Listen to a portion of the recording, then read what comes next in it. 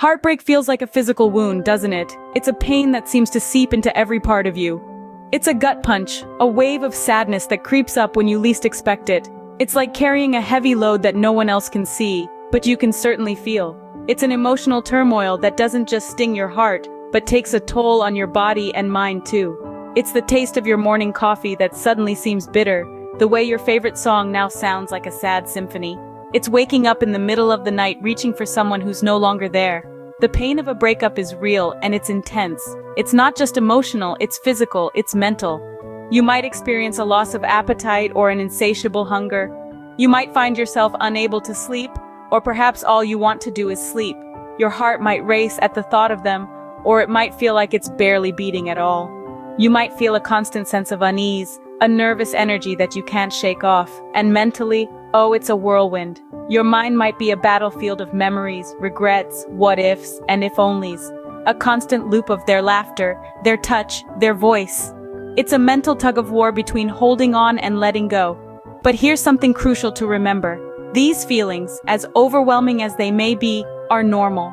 It's okay to feel this way. It's okay to grieve the loss of a relationship that meant so much to you. It's okay to feel lost, to feel hurt. It's okay to cry, to scream, to let it all out. You're not alone in this journey. Thousands, perhaps millions, are going through the same heartache, the same pain. But here's the thing about pain, it's a signal that something needs to change. It's a wake-up call, a reminder that you need to take care of yourself. It's a catalyst for self-love, for healing, for growth.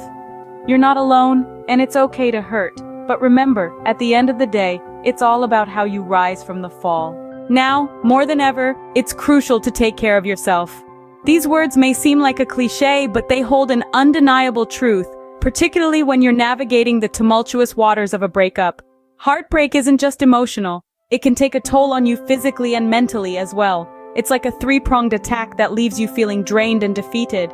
But there is a way to fight back and reclaim your well-being, and that is through the power of self-care. Self-care isn't about indulgence or escapism. It's about acknowledging your needs and taking steps to meet them. It's about giving your body, mind, and soul the nourishment they need to heal and thrive.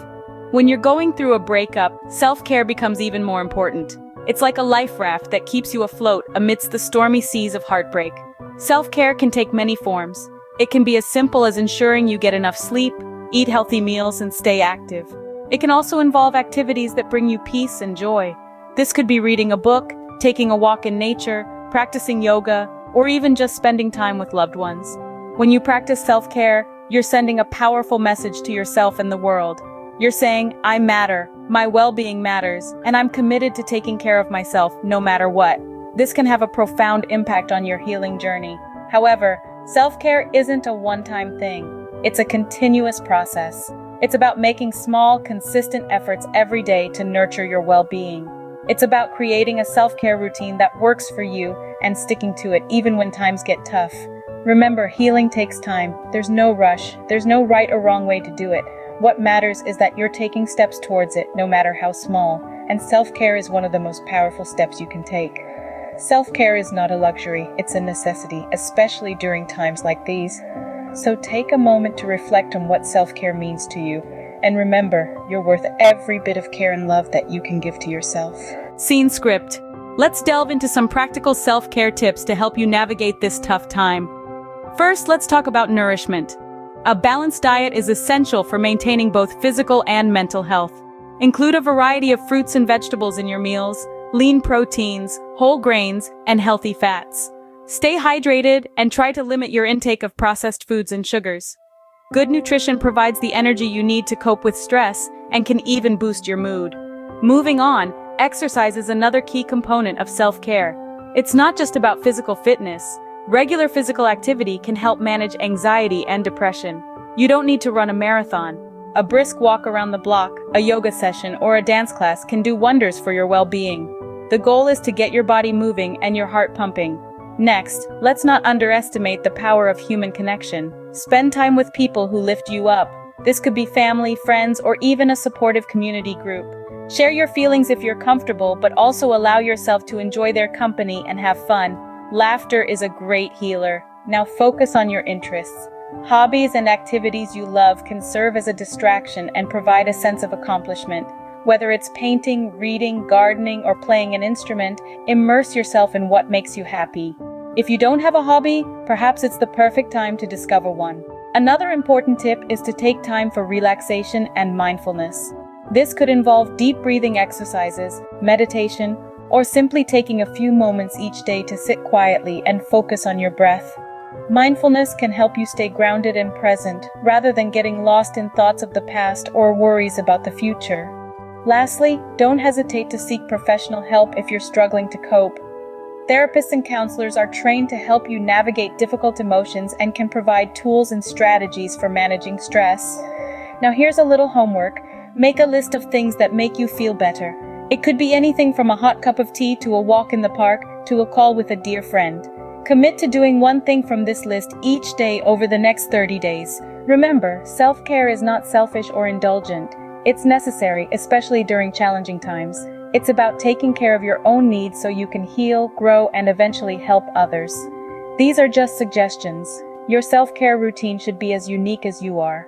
How about a challenge, a 30-day self-care challenge? Let's talk about the power of small actions that bring joy. One of the most effective ways to cultivate self-love and care during times of heartache is by committing to doing one thing a day over the next 30 days that brings a smile to your face. It's not about grand gestures or extravagant acts of self-indulgence. It's about small, simple acts of kindness towards yourself that, when combined, can make a substantial difference in your emotional well-being. Think about it. What are the things that make you feel better? Maybe it's a bubble bath with your favorite bath bomb and a good book. Maybe it's going for a walk, breathing in the fresh air, and feeling the sun on your skin. Or maybe it's just curling up on the couch with a cozy blanket and your favorite movie. The beauty of this challenge is that there are no rules. You get to decide what self-care looks like for you. And each day, you commit to doing one thing that brings you joy, that soothes your soul. It's a promise to yourself, a commitment to your well-being. It's okay if some days, that one thing is allowing yourself to cry, to feel the pain. Healing isn't a linear process, and it's okay to have days where you don't feel okay. The important thing is that you're taking the time to acknowledge your feelings and care for yourself in the process. Over the next 30 days, you'll find that these small acts of self-care start to add up. You'll find yourself looking forward to that one thing each day, and before you know it, you'll have formed a habit of prioritizing your own well-being. So are you ready to take on the challenge? It's time to put yourself first, to show yourself the same kindness and compassion you so readily offer to others. Remember, it's not about doing something grand every day. It's about doing anything that makes you feel a bit better. Let's sum up what we've discussed today. We've explored the profound pain that comes with a breakup, a pain that extends beyond the emotional realm into the physical and mental. It's a universal experience that can leave you feeling drained and lost. But we've also delved into the power of self-care, highlighting its crucial role in healing and recovery. It's not a luxury but a necessity, especially during these challenging times. We've shared practical self-care tips that can help soothe your heartache and rebuild your inner strength. We've also introduced the 30-day self-care challenge, a commitment to do at least one thing each day that makes you feel better, that uplifts your spirit. But let's not forget, everyone's journey is unique. So tailor these tips and this challenge to suit your needs, your comfort, and your pace. Remember, taking care of yourself isn't selfish, it's necessary, and you are more than worth it.